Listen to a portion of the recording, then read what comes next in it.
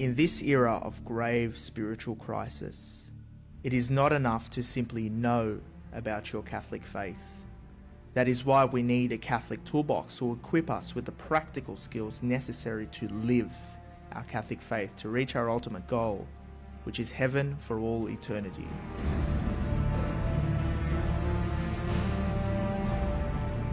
Do not merely listen to the word and so deceive yourselves. Do what it says.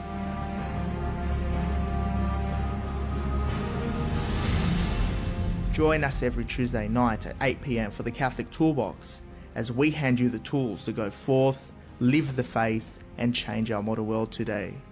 Live on the Voice of Charity.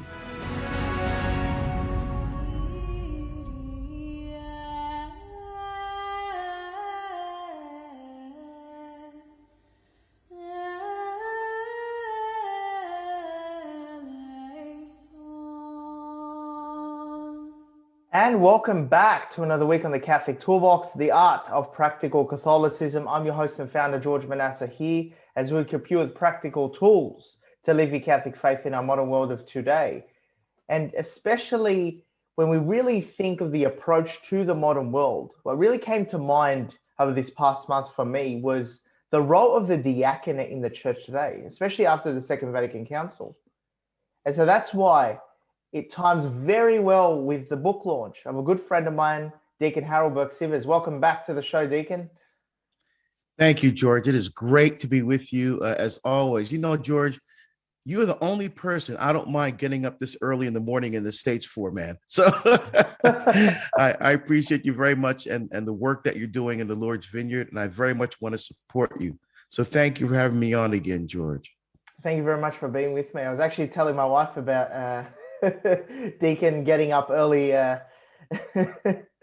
whole getting up early situation, but I really appreciate it. You know, we're in the future here in Australia, and you Americans behind one day. But it's tremendous. It's absolutely amazing to have you, and you've inspired me over the many years, especially in your approach as a deacon, and that beautiful balance of being a cleric, but as well being out in the world as a married person as well, and having a family, living those day-to-day struggles and challenges of having a wife and kids and everything else. So I think everybody's guessed the topic here, something about deacons. But so your book, let's get straight into it. What is the book about? Why did you write this book for deacons as a deacon? And what was your intention behind it? Well, the book is Our Life of Service, the Handbook for Catholic Deacons. It's came out in December from Ave Maria Press. And the reason I wrote the book, George, was a couple of reasons. One, during COVID, you know, when I was home and wasn't able to travel, I said, what can I do? So I've always had on my heart to write a book about the diaconate. And so there's kind of three levels in ordination, whether you're a bishop, a priest, or a deacon. It's called the three munus in Latin, or functions, tasks, or duties of ordained ministry. And in Latin, it's docendi, sanctificandi, and regendi, teaching, sanctifying, and leading. And so I wanted to focus in looking at the landscape of what was already written on the diaconate. What I saw where an area that was lacking was that third tier, the regendi, or the leading ministry of the deacon. How does the deacon lead in a church?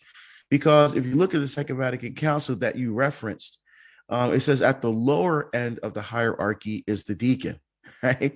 And so what I want to do is talk about the role of the deacon in the life of the church, because people get confused. They say things like, oh yeah, you're just like a priest, except you can't say mass and hear confessions, right? Or, too bad you're married, or else you could be a priest, in other words, they're saying, well, you can't be a priest, so you just have to settle for being a deacon, as if it was second place or something like that. Exactly. So what the deacon does, he assists the bishop with his ministry of evangelization. And so the bishop, of course, has the job of being the chief shepherd of a diocese or archdiocese or eparchy, and he can't do everything himself. So he has priests on the one hand to help him with his role of facilitating communion, bringing people together, especially around the sacraments in the life of the church, and most especially, of course, the Holy Eucharist and reconciliation. But the bishop is also supposed to evangelize, to share the good news, the life-changing news of the encounter with Jesus Christ. And so he has deacons to help him on that with that part of his mission. And we see this Acts of the Apostles. We see in Acts chapter 6, the first 7 deacons or ordained for service in the church, and we see Stephen, right, the first martyr, the person to die for Christ was a deacon. He was one of those 7. And we also see Philip in Acts of the Apostles going out and baptizing, and preaching the gospel, and we would see one of the Eastern deacons, Ephraim, who's a doctor of the church. He was a deacon. So, and St. Francis of Assisi, a lot of people don't realize that. St. Francis of Assisi was a deacon. That's right. Yeah. So yeah, so I'm in good company with some of my brothers that came before me. I mean, it's actually interesting. You mentioned that the diaconate sometimes can be seen as sort of the lower end of the apostolic hierarchy, and it's sort of second class to just being a priest often, because and I really see why the Second Vatican Council brought back the emphasis on the vocation to the diaconate. I think it was a very positive thing, because as deacons, you're married, you have a family and children, you can relate to people in a different way than a priest can relate to people. Sure, priests have that experience in dealing with so many people, but you yourself have done it. You've been there in the situation that most lay people find themselves. So you, in a sense, could be a closer mediator on that practical level to the laity because of your experience as a deacon, and still having your foot in the sanctuary and having your foot in the world, in a sense there. Do you think before the Second Vatican Council, do you think we forgot, or we pushed aside, I think from before the council, did we often push aside the role of the deacon, or we just saw it as a transitional way to the priesthood too much? Well, what happened historically, George, as I mentioned, Acts chapter 6, we see the institution of the diaconate, which was started by the apostles. And it's always been in the church since the very beginning. And what happened during the 10th and 11th century, the diaconate went from a permanent order, which it was in the early church, to a transitional order. Yeah. So in other words, it became from being a permanent deacon to a transitional deacon. In other words, it was a stepping stone on the way to the priesthood. Yeah. And so actually, George, it was the Council of Trent that met from 1545 to 1563 that started the idea of bringing back the diaconate as a permanent order. A lot of people don't realize that, but they also talked about at that council a seminary system. And guess which one out? The seminary system, right? And so it wasn't until centuries later, at the Second Vatican Council that met from 1962 to 65, where the diaconate was restored. In fact, it was supposed to, again, they were talking about it at the First Vatican Council, which met in 1869, but of course that was cut short because of the Franco-Prussian War. And so they never actually finished that council because of the war. So it wasn't until Vatican II that the discussion finally came full circle, and they decided to restore the diaconate as a permanent order. So now we have two, if you will. I mean, it's one diaconate, but then we still have the transitional.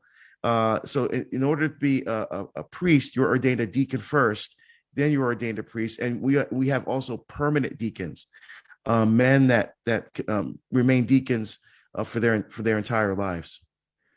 Now, do you think that we could have perhaps maybe done it a little bit earlier, or I just love the timing. I mean, now I think there's this push for laity and the lay movement in the church after the Second Vatican Council, and the diaconate times very, very well in that the Second Vatican Council brought it to fruition. But where do you think the diaconate perhaps sometimes can detract from discerning vocation to priesthood? Is there that challenge, do you think, where people say, oh, well, it can't be a priest, I can always be a deacon, plan B? Yeah, that's a great question, and the answer is no. I mean, the answer to the priest shortage, right, is more priests, not deacons. We're not many priests. We're not wannabe priests. If God wanted me to be a priest, then I'd be a priest. But God has called me to be a deacon, and what we're sacramental signs, permanent sacramental signs and witnesses of Christ's service ministry to the church. And so our service at the altar informs our service off of the altar and in the world. So again, we're supposed to help the bishop with his ministry of evangelization, which is a very important part of what the bishop is supposed to do. And the way I think of it is like this, George: the priest is the shepherd, right? I mean, he's the shepherd that gathers the sheep around himself, right, around the sacramental life of the church. The deacons are like the sheepdogs, right? We're the ones that that herd the people, that bring them together to the life of the priest. And so I like to think of it like this. Remember the story in the Gospels, the paralytic on the stretcher. So the friends bring this guy on the stretcher, and they try to get to Jesus, but the front doors, there's so many people in the house that the front door is blocked. So they go up to the roof, they cut a hole in the roof, and they lower him down to Jesus. So that's, in a sense, George, what I see the role of the deacon. We're out in the world, and then we bring that message of the life-changing encounter of Jesus Christ, and then we bring people to the ministry of the priest. We bring people to Jesus. We bring people back to the life of the church. See, that's where I see our role. So there is no competition, because the priest is not ordained to do that, because his job is to be with the people as their shepherd, feeding the flock, exactly, especially with Christ's body, blood, soul, divinity in the Eucharist. Let's touch quickly before we go into the book. Let's touch quickly on what are the functions, the apostolic functions of the deacon. We obviously know the priesthood is there to offer the sacrifice of the Mass through confession, to bless, to sanctify. That's the core role of the priest. What's the core role of the deacon, and what liturgical functions can you perform, including blessings? I think I was actually very interested in that many years ago. It never occurred to me about the blessing component, but give us a quick run on that before we go straight into the book. Sure. So the priest, of course, in the holy sacrifice of the Mass, represents Christ. He's in persona Christi, in the person of Christ. And so the vestment that he wears, for example, the chasuble, means little house. and that's the vestment that the king wore. So if you look in those movies about Jesus, you'll see that when they show Caesar, he's wearing, of course, the Romans didn't call it a chasuble, but that was a vestment. It's like the tuxedo of the day, right? The formal wear of royalty. Yeah. And so because the priest represents the king, he wears what the king wore. The deacon represents the people at the altar. See, the people that are gathered together with Christ. And so the deacon wears a dalmatic, and that dalmatic is what the slave who served the king wore. Right? Oh, and wow. And so the deacon represents the people at the altar. So Christ, and remember, where 2 or 3 are gathered in my name, there I am in the midst of them. So there's Christ offering the sacrifice, and there's the deacon representing the people at the altar in service to Christ. And so all the things that the deacon does at the altar is in the service of the priestly ministry, assisting the priest. The main thing, though, I think, of all the things that we do in the holy sacrifice of the Mass is we read the gospel. Yeah. Think about it. It's the deacon that reads the words of Christ. I was talking to a bishop recently, and I said, Your Excellency, what do you miss about being a priest, before you were a bishop? He goes, to be honest with you, one of the things I missed the most, he said, was reading the gospel. Because even if the Pope says Mass, a deacon reads the gospel. So that shows you, because that's a very beautiful tie, because the gospel means good news. It's the deacon, as I mentioned before, George, who brings that good news outside of Mass into the world and witnesses in a sacramentalized, permanent way the power of Christ's message to the world. And the other things that we do at Mass, like we drop the water into the wine, because that drop of water, During the at, offertory, yeah. during the offertory, it represents the people's offering. So it's their hopes, our joys, our fears, our sorrows, everything we have and everything we are united with Christ in that sacrifice. It's so every role that we have there is assisting the priest and bringing people to deeper intimacy with Christ in the Eucharist, so as to prepare them for bringing Christ to the world, outside of Mass. I mean, it's just absolutely amazing, because in my second book, The Service Toolbox, I often mention, and I often see in many of the interviews I carried out, is that the server was a mediator between the laity and the priest, or what's going on in the sanctuary. But this brings a whole new light here, that the deacon is that mediator, because we need that mediator, because the priest has his own unique identity to offer the sacrifice of the Mass. And to bridge that connection between the laity is so beautiful, with the deacon acting as sort of a bridge. And it's beautiful because in your day-to-day life, you are a bridge. You're married, you have children, and you liturgically, it's symbolic of that bridge there. So it's just absolutely tremendous there.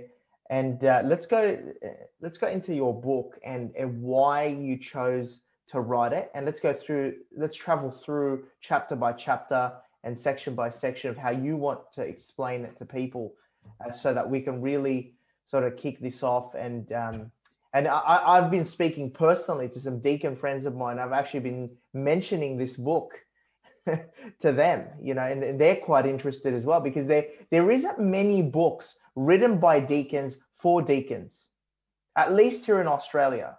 I'm not sure in the United States or Europe, probably not Europe, but it's so beautiful to see a contribution to an area that's really hasn't been filled or was neglected for a period of time in church history. So let's go straight into your book and why you wrote it, and let's go through the book. All right, sure, George. So again, the book is called Our Life of Service, the Handbook for Catholic Deacons. And so basically the book is in 3 parts. There's 8 chapters, but it's broken into 3 parts. The first part talks about the spirituality of diaconal service. So how is service as a deacon different from service as a layperson, right? Because one of the things that Pope Paul VI did when he instituted his motu proprio, when he reinstituted the diaconate as a permanent order, he said one of the things that the deacon is supposed to do is to support lay ministry. But some lay people feel threatened by deacons. They say, well, no, the deacon's going to be here now, so he's going to take my job, but that's not the case at all. Pope Paul VI, again, envisioned the diaconate as a way of enhancing and empowering lay ministry, not eliminating it or taking the place of it. So I talk about what is this spirituality of diaconal service? What does that look like? And what does that look like within the structure of the church, which we were just talking about? And then I talk about serving. How does the deacon serve practically? How does the deacon serve his wife and children, as you talked about, George? And, just to let the folks out there know. So the way it works in the church, actually both in the East and in the West, so this is true for the Maronites as well, it's that a married man can become a deacon. And in the case of the Maronites and other Eastern rites, they can also become priests if you're married. Yes. But for us in the West, it's just the deacon. So it's not that a deacon can be married. Sometimes we say it like that, but it's that a married man can become a deacon. So in other words, George, if my wife dies, I can't get married again. Or if I became a deacon first without being married, I cannot subsequently get married after ordination. Exactly. So I just want to make sure that people, again, because sometimes we say the married deacon, but it's really a deacon who's married. So I talk about that. And I talk about that balance, George. How do you serve in the church, but yet continue to serve your wife and your children? And what does that balance look like? Because sometimes there's tension there, and quite frankly, George, I've been talking to several Protestant ministers who are friends of mine, and they say things to me, privately. They say, that whole celibacy thing, you know, I kind of agree with that, because I'm running this Yeah, big mega church, yeah, this yeah, evangelical church, and yeah, I have to get to my kid's baseball game, or and then my wife is telling me I need to be home more, but yet my congregation needs me, and so there's this tension there, and the priest. it's almost because it's not like a job. I mean, I think it's most people envision that, oh, if you're a priest or a deacon, it's a 9 to 5 job. You clock on, clock off. Any extra time is overtime. You get paid overtime. It doesn't work that way, because it's sort of where, in ministry, you're acting like a father figure to your people. You have to be there for your people. Otherwise, it's compromising the quality of your ministry. Can you imagine a priest without not being there for confessions and spiritual direction and everything else? It's lagging in your role. So I think, just to clear that up for most people, it isn't actually a full-time job where you clock on, clock off. It seeps into your personal time as well.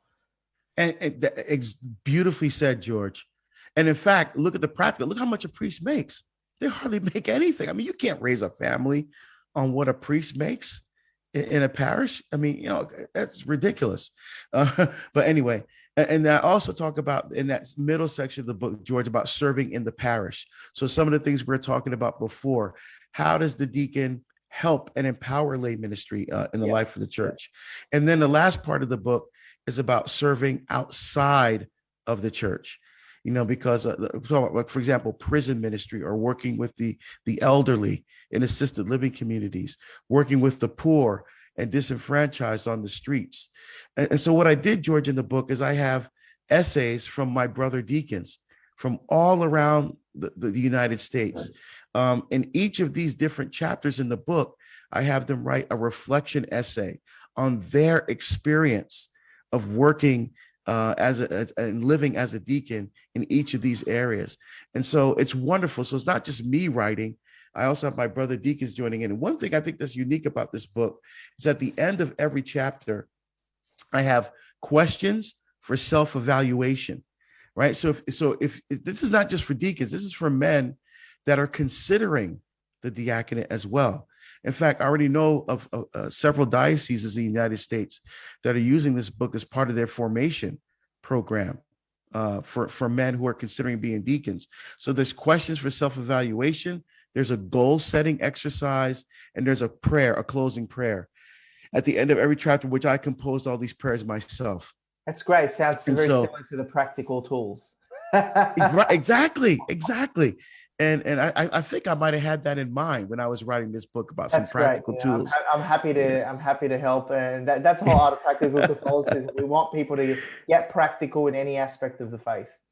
Yes, that's right. So that's basically an overview of how the book is structured. It's amazing that you gather the experience of different deacons serving in different places, so that it's a holistic view. It's not just Deacon Harold, who travels and gives talks and is a Catholic celebrity around the United States and on everywhere. It's other deacons who may be media shy, or may just be working in a small, humble parish, deacons who might be in a cathedral. I mean, that's amazing. I love how you make it holistic. So it's not just the experience of yourself as a deacon, because you do a lot more than your average probably deacon in a parish, but it's other people.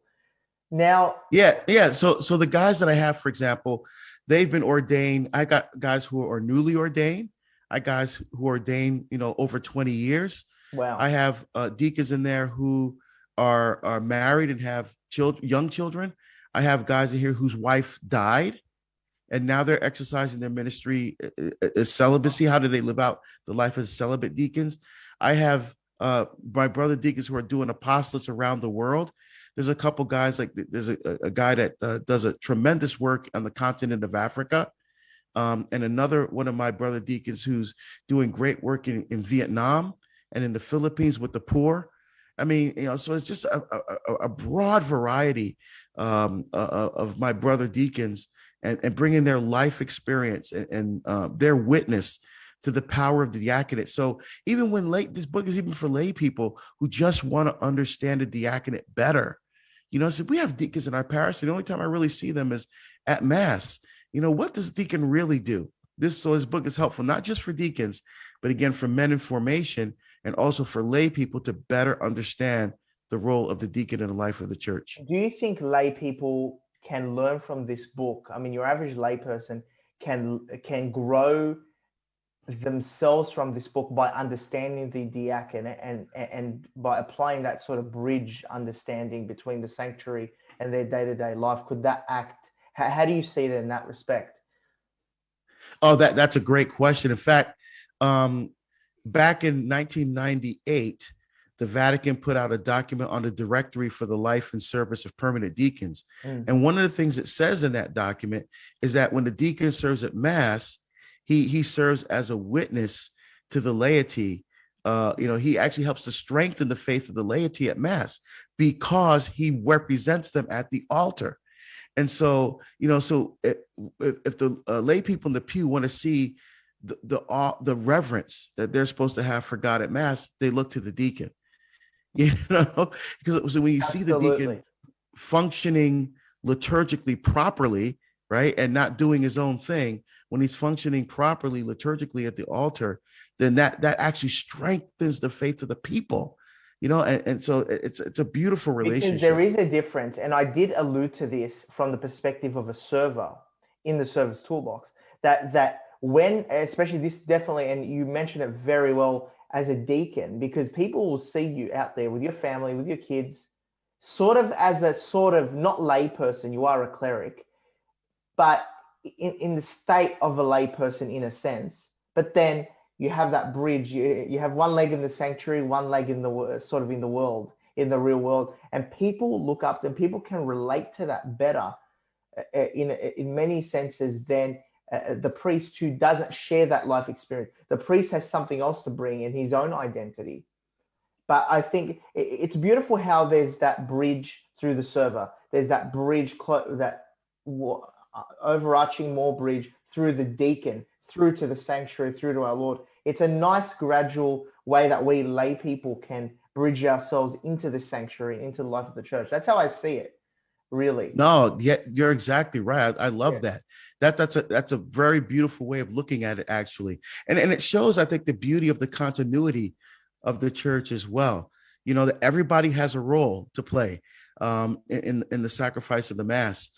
So it's not just the Mass being done to us. We're not, the person in the pew is not just sitting out there while they're being massed at by what's happening at the altar. We're participating in that sacrifice. And so everything we see, the vestments, everything draws us more deeply into the mystery of Christ's redemption, of Christ's act of sacrifice, and then we receive Christ, and then our job is to take him back into the world to witness to his power and to his love. And the deacon is there to assist the lay people, right, between Sundays, right? So we're in the trenches with you. We have families. We understand the struggles that you're going through. And that's why in many parishes, George, the deacon, for example, will do marriage preparation. Because the deacon's married, right? Many of them are married. And so they have the who better, in a sense, to help people in marriage preparation than the deacon, who's that sacramental sign and witness. In fact, the marriage vocation, they tell us all the time, comes first, right? Because that was the initial vocation. And then the call to the diaconate came later. Because how the church looks at it is this: here's a man who's serving well in his family. He's serving his wife and he's serving his children well. So in a sense, he's exercising the diaconia, right? The service ministry in his home. Now, the church identifies a man like that and says, can this man use those gifts to serve the entire church? And that's what the discernment of the diacon is all about. I just love that, because that vocation is born in the midst of the ordinary circumstances. And then it springs out and says, yes, because you're serving well, the diakana, you're then worthy to pursue that vocation. So is it seen as sort of a vocation within a vocation? Is that how we should see it? That's a great way to put it. And in fact, you got to remember the wives have a big role in all of this. In our archdiocese, for example, as the man is going through the process, and it could be anywhere from 5 to 7 years of training in order to become a deacon. The wife has to give her yes all along the way. And if she changes her mind or feels that, the kids are too young and, or whatever that is causing a stress, then he's out. Then he's out of the program. That's right. Because we don't want the diaconate to add stress to the marriage. And so the wife needs to understand she's sharing her husband with the church, but we don't want the church to become a mistress, where the wife feels like almost like the church is like he's having an affair, if you will, because he's gone so much and he's not actually living out his marriage vocation the way that he should. So that's why another reason I wrote this book, George, to help people find that balance in serving your family and also serving the church. I mean, it's absolutely amazing. I'm so excited to keep speaking about it, but now we have to take our break. So if you want to call in here with your questions or comments, the number is toll free in Australia, 9625 6111. That is 9625 6111. Or you can email me at thecatholictoolbox@gmail.com. That is thecatholictoolbox@gmail.com. Or simply comment in any of the Facebook live feeds and we'll take your questions here for Deacon. So stay tuned here. We'll be back shortly. My name is Father Damon Cypher. I'm a member of the Priestly Fraternity of St. Peter, which is the Latin Mass order. Our order has been ministering to the faithful in Western Sydney for about 20 years now. But we think it's time for us to find our own place, to be able to build our own church. So we're really encouraging people to make donations, perhaps even dedicated to monthly donations, so that we can afford to take on perhaps a mortgage for this great endeavour. So we would like to, in the long term, build a traditional church for the celebration of the traditional liturgy in the Latin Rite. We would encourage you to think about this, to pray about this, and see if God is calling you to commit to helping us with this great endeavour to build a new church for Western Sydney. And welcome back to another week in the Catholic Toolbox, the art of practical Catholicism. I'm your host and founder, George Manassa, here as we equip you with practical tools to live your Catholic faith in our modern world of today. And this week we're continuing our discussion regarding Deacon Harold Burke-Sivers' new book on the life of service, a handbook for Catholic deacons, Our Life of Service, a handbook for Catholic deacons, a tremendous book. And I'm really excited to continue this discussion, get right back in there. But first, if you haven't yet subscribed to our YouTube channel, go to The Catholic Toolbox or subscribe wherever you get your podcasts at The Catholic Toolbox. Don't forget to check out our website, thecatholictoolboxshow.com, just right up here. Subscribe to our weekly newsletter alert and we'll send you all our episodes that come in on a weekly level. Don't forget also to email us if you actually have any feedback or comments or any topics you actually want us to discuss here in the Catholic Toolbox. We're here for you. We're here to serve the church and serve everybody here.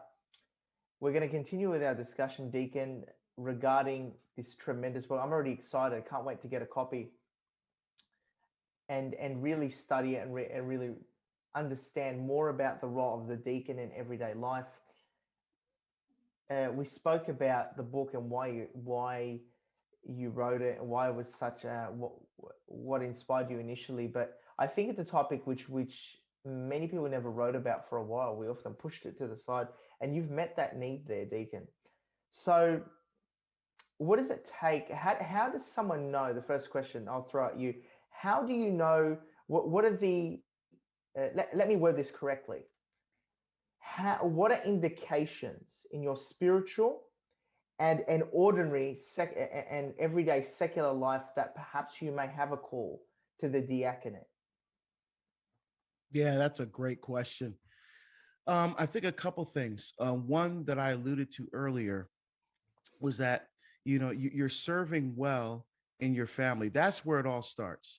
Again, a man has to live his spirituality from the cross of Jesus Christ, right? In my first book called Behold the Man, A Catholic Vision of Male Spirituality, um, the foundation or the hermeneutic, the interpretive key for understanding what I'm trying to do in that book is that I look at male spirituality through the lens of John Paul II's understanding of the human person and St. Paul's theology of the cross.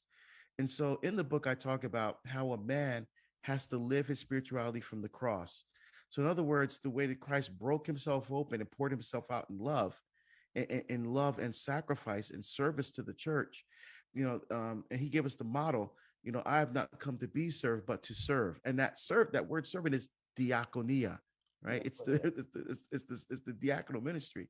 And so a man has to live his spirituality in all aspects of his life, whether he is a husband and father, whether he's a priest, or whether he's a single man living in the world. We all exercise that spiritual fatherhood lived from the cross of Jesus Christ. So a man may discern, okay, I'm living this in my marriage, but I feel called. There's a pull, there's a tug, there's an attraction to exercise that ministry also in the church. And so often you'll see men, they'll join the parish council, they'll be on the finance committee, they will serve the poor through the St. Vincent de Paul. They are very active in the life of the church. And the pastor may notice, here's a guy whose marriage is going very well, whose kids, are engaged in the life of the faith. And here he is serving in the parish. This man may have a call to the diaconate. And so it's often the priest that will approach a man, or even others in the parish that will approach a man and say, you ever think about becoming a deacon?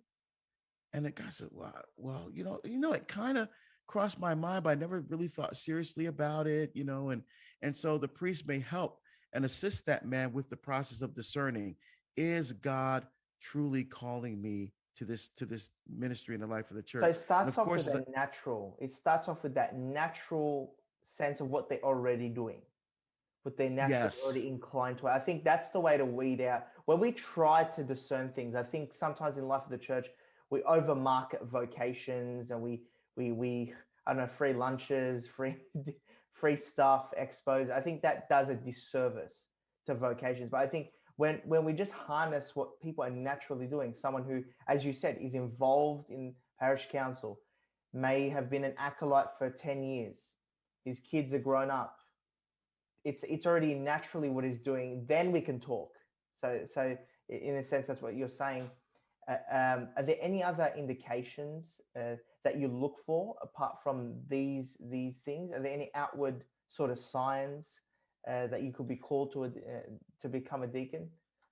well, of course, it has to be a And from man your who loves. experience? Yeah, it has to be a man who loves prayer. I mean, come on. I mean, you have to be a man of prayer. So you can't be someone who's watching video games, playing video games, and spending time watching TV all the time. I'm not saying don't watch TV, right? I mean, but I call it the idiot box, because I mean, but you're spending time, understanding who you are as a man, who you are as a child of God, and really working to develop your spiritual life, to grow your life spiritually, to come closer and closer to Christ. And so, yeah, definitely a man of prayer, someone who is not, like addicted to pornography or anything like that, who receives the sacraments regularly, especially the sacrament of reconciliation, the Eucharist, who's praying the rosary. I mean, it's just a man that's just doing what God has called him to do, and people recognize that there's something different about this guy. There's something special about this person. I can't put my finger on it, but there's something there. And that's what the church is discerning. So as a man may be discerning the diaconate, remember, the church is also discerning, is this man truly called to be a deacon? So it's like I said, it's a multi-year process in the States, between 5 to 7 years. So it's a long discernment process.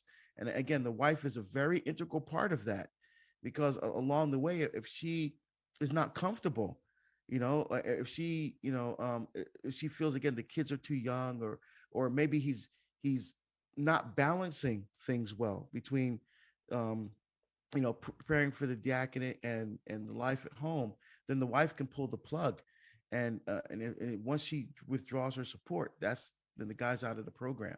Deacon, is that Um, why on the practical level, often many men who discern the diaconate have children who are over the age of 18, gone off to college or university, or their children are grown up and they're working, and it's sort of like, at least here in Australia, in our diocese, a lot of deacons are retired. Their children are grown up, they have grandchildren. But let's go to the very youngest point that you can discern, which is at least, when you may have young children, possibly, or does the church wait till at least they hit 18 or are grown up, or is there any guidelines there, or yeah, so in the Code of Canon Law, all it says is that the minimum age for ordination to the permanent diaconate is 35 years old. 35? Yep. That's the minimum age. It doesn't say anything about the age of kids or anything like that. Yeah. Where that comes in, George, is the diocese or the eparchy is the one that says, we don't want this diaconate to cause tension with the marriage and the family life. And so we as a diocese decide that the kids have to be X age, On a local 15. level. Yep. Right. So it varies between dioceses, and it depends on what the bishop wants. So, they may say, well, the kids have to be at least 12 or 15 before you can start. Now, my case, that wasn't the case. I was 30 years old and did not have children yet when I was accepted into the diaconate program. And so it was very different in our diocese. And in fact, I was the first person that they ever ordained that was under 40 years old as a permanent deacon. I was ordained at 36. So I was accepted into the program at 30. I had just only been married for a year. We didn't have children yet. And so you have to meet the requirements for diaconal ordination at ordination. You don't have to meet the requirements when you start formation. Yeah. You have to meet the requirements at ordination. So that's what I did. Okay. Yeah, What's exactly. what are some 3 practical tools? Let's go into 3 practical tools. Let's draw some from your book. What are 3 practical tools from your book that we can take to appreciate the diaconate and support men who we may see in our community, or let's say along the lines of discerning yourself as a man, a married man, or even single man, unmarried, to the diaconate? What are the 3 best practical tools you can pull out of that book? All right, very good, George.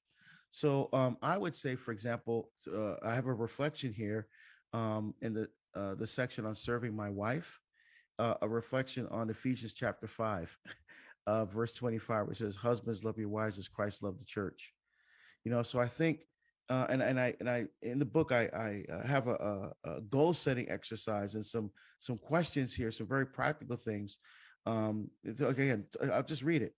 St. Paul says, "Husbands, love your wives as Christ loved the church and gave himself up for her." Think about your relationship with your wife and how the sacrament of matrimony extends into your diaconal service.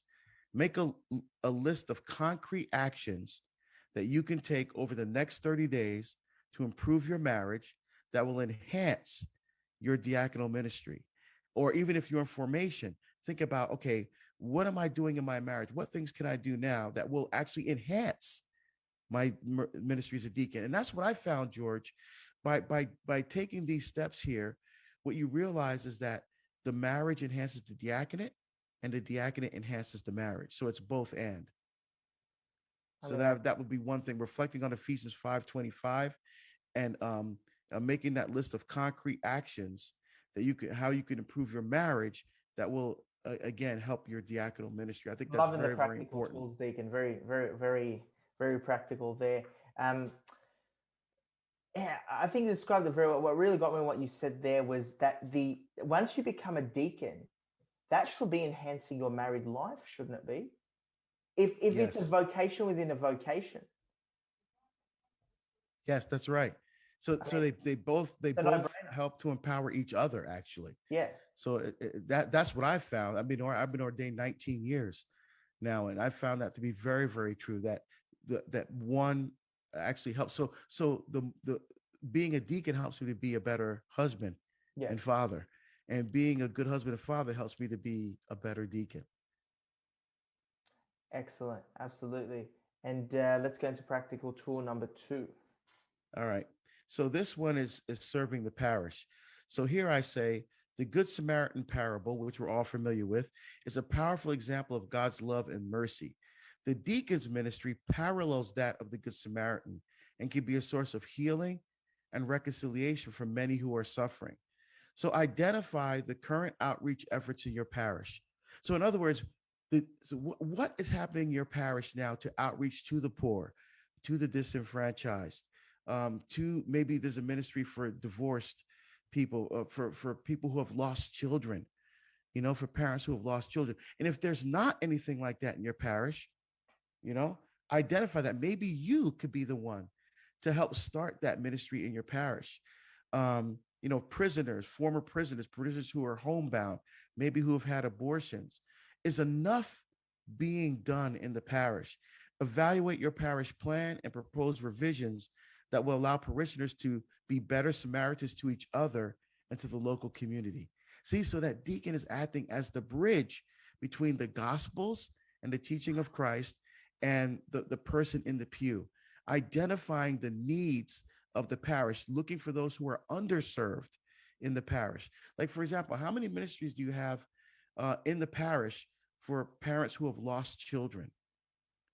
Never heard of it. And you see, that's what I'm saying. So the deacon identifies that. Say, wait a minute, there's a need here that's not being served. And it's the deacon's role then to work with the bishop and the priest to identify what those are and to strengthen and enhance them in the life of the parish. I just love this bridge. I'm really seeing this bridge. I love the beauty of the whole building up to the priesthood and then working backwards. The deacon scopes outside the sanctuary. He scopes out what needs are there, the needs of the people, and it's just absolutely amazing. So to really, so you say in this practical tool to really look at what are the needs of your parish. What are the needs? Yes, exactly. So that's a good exercise if you are possibly going to look at discerning a call to the diaconate or fostering discernment, because you need to get in this sort of mindset of serving the people, identifying what needs there are and fulfilling them in your local community. And it's that balance you talked about before, George, where we're working with the lay people. Once we identify this need in the parish, the deacon just doesn't do it on his own. He then empowers the lay people and say, hey, here's something that we could be doing to serve our parishioners better, to serve the parish better, to bring people closer to Christ. And so he's the one that organizes the effort. And of course, he enlists the assistance of lay people to help him in that role. So he's not doing it by himself. Apart from the laity, he's empowering and encouraging lay people to work with him as the sacramental minister in the church of the church's service ministry to help breathe life, in a sense, back into the parish. I mean, it's just absolutely amazing. I'm loving this discussion, really enjoying this discussion. I'm excited to hear the third practical tool now. What do you have for us, Deacon? All right. So this one is serving outside of the parish. So it says deacons are the eyes and the ears of the bishop in the community. And that's true. See, so for example, George, here, not here. I'm not in Portland right now. I'm traveling, speaking right now. But in my diocese of Portland, it's a port city, right? So we have ships that come in bringing cargo and goods. One deacon identified, you know what? Who's serving those seamen who are Catholic? There's got to be some Catholics on that boat. What are we doing to serve them? Are they just coming into town and going to the bars and getting drunk or whatever? Or are we serving the needs? So what he did, he went down to the shipyards and he set up a little booth down there. And he said, he's a Catholic, he put up a sign and said, Catholics, come here, kind of brought attention. And so some of the men came over and said, what is this about? Well, there's a Catholic church right up the street here. And if you need to go to mass or confession, I'm here to help to make that happen, to give you some resources. isn't that awesome? That's That is, amazing. That's the apostolate that we need. I mean, he got out of his comfort zone, set up a store. I mean, that's just absolutely phenomenal. I take my hat off. yeah. Nothing So I more. said part of the role in the world, a part of our role as deacons in the world is to identify opportunities to reach underserved communities and bring that need to the attention of the bishop. So is your ministry focused primarily in the parish? Think about the particular gifts of time, talent, and treasure that you bring to the table. Now look at the crucifix. Consider how you can use your gifts not only to serve where you are comfortable, but like Jesus on the cross, where you are uncomfortable, taking your servant leadership ministry to the next level in service to the wider community. So if you can't get tunnel vision, George, and think, I am a deacon in this parish. No, you're not ordained for a parish. You're ordained for ministry to the church. Now you're assigned to a parish, but your ministry has to extend outside of the parish, or quite frankly, I don't think you're really living a diaconal ministry if you're focusing solely on what you're doing Let's in the hone in parish. on this. Let's hone in on this very topic, because from my view, sometimes I often look at deacons, and all you see and witness is often that they're just close to the parish life, parish councils, parish finance committees. Does that?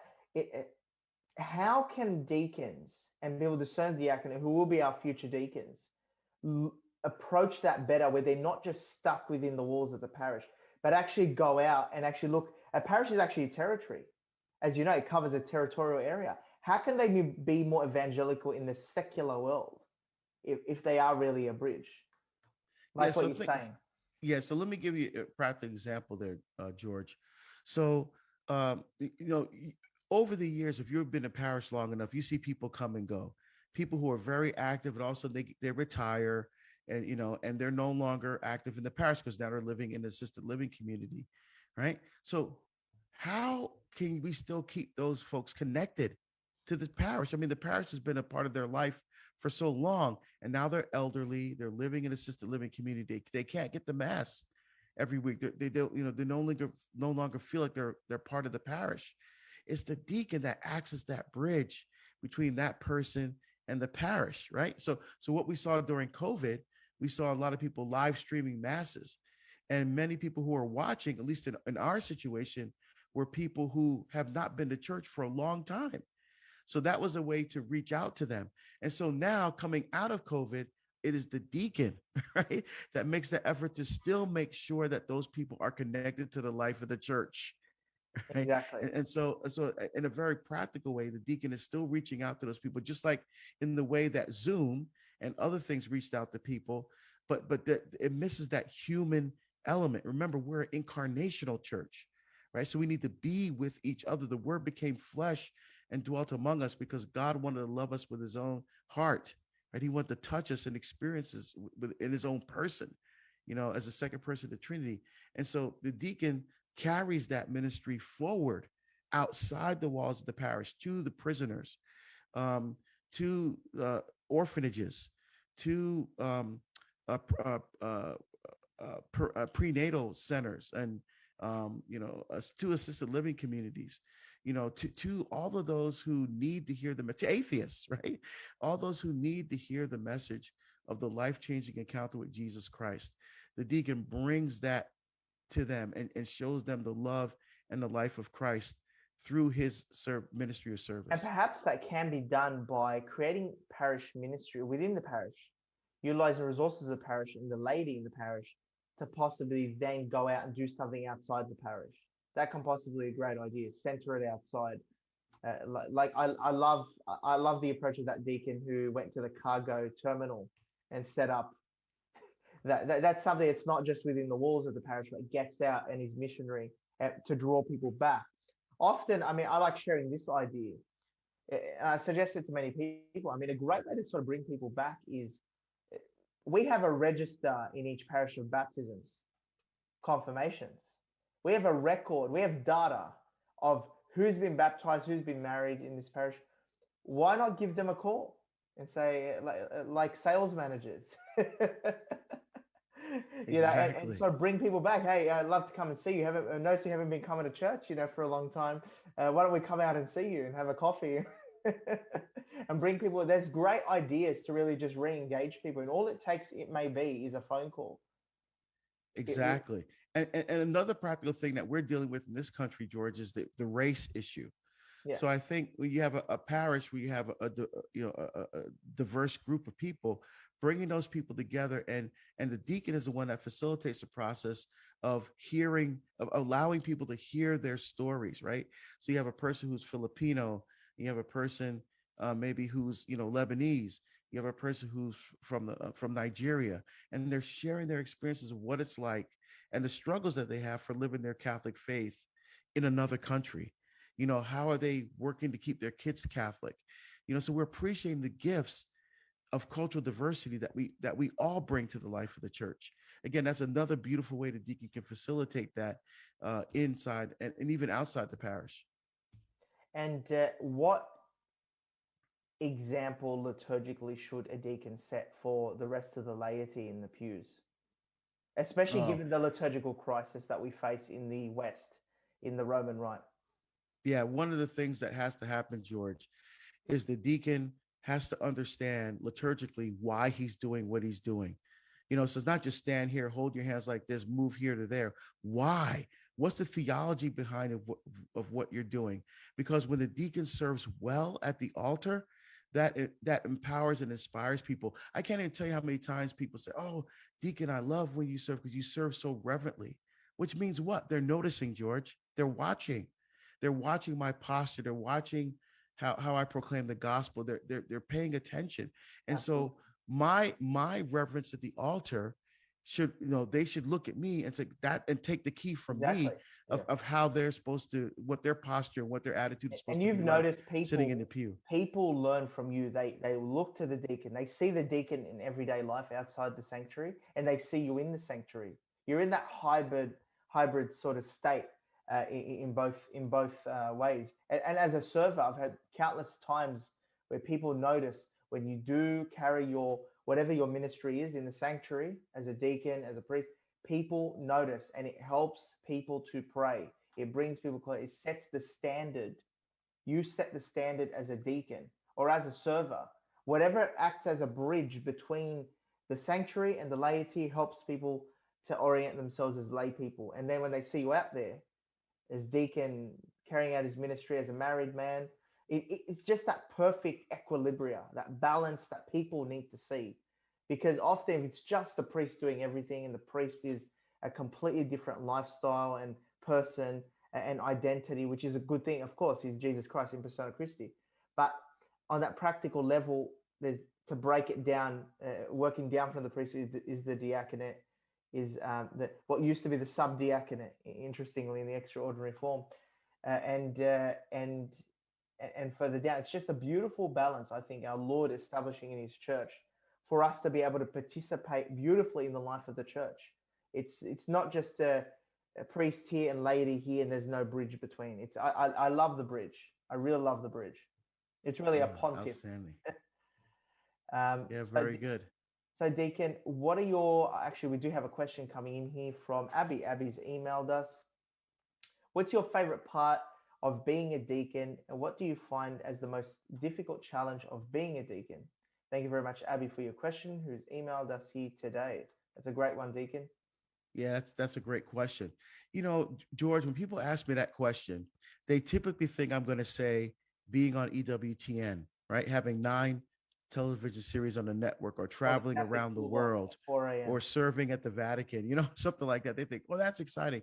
But really, the truth is, George, it's the great gift of how we get to be in people's lives.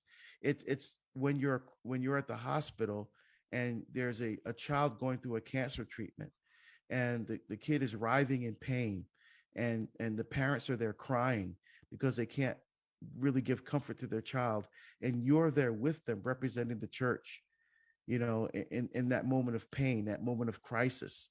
It's when you're with the woman whose husband is dying, and as he's taking his last breath, you're there with her. And I'm talking about experiences that I've had, George. where you're there when the husband is dying, and you're with his wife, and you're giving comfort and you're praying. It's the great gift of how we get to be in people's lives. I think the answer, the second part of Abby's question, I think the hardest thing I would say for me, for what I'm doing, is the traveling and the speaking, and realize that I'm not serving in the parish, as much as I can, because God has called me to do this other apostolate, outside of the parish. But I do still serve in the parish. But I think, there's trying to find that balance there of continue to serve in the parish while I'm doing this work of bringing the good news of Jesus Christ all around the world.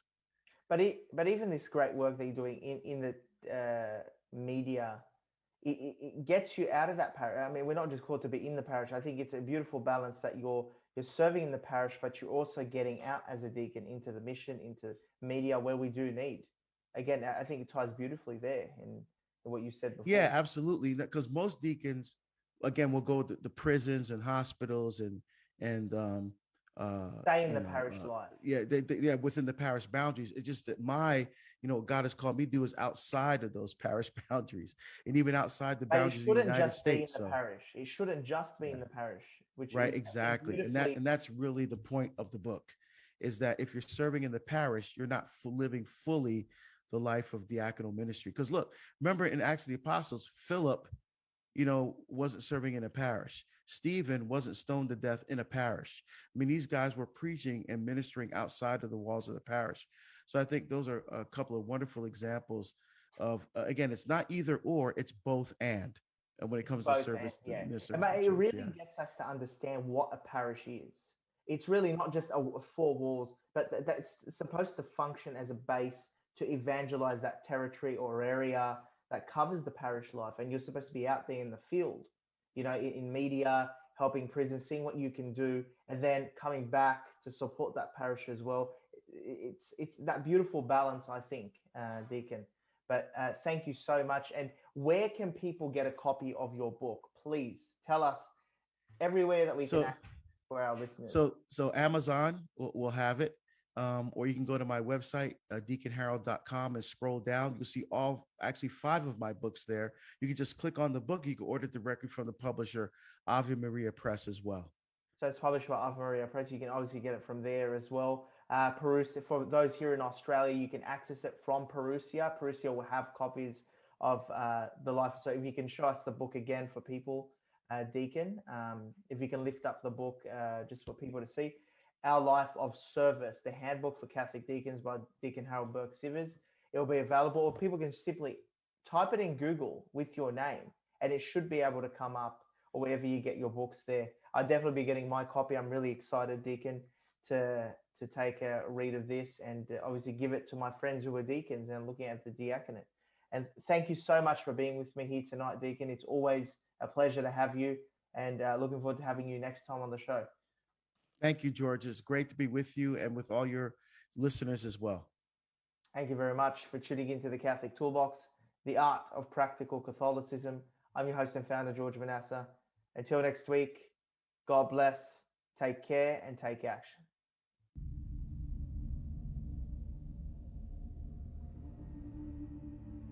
In this era of grave spiritual crisis, it is not enough to simply know about your Catholic faith. That is why we need a Catholic toolbox to equip us with the practical skills necessary to live our Catholic faith to reach our ultimate goal, which is heaven for all eternity.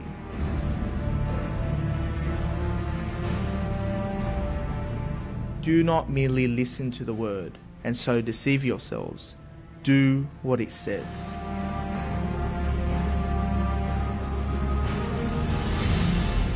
Join us every Tuesday night at 8 p.m. for the Catholic Toolbox as we hand you the tools to go forth, live the faith, and change our modern world today. Live on the Voice of Charity.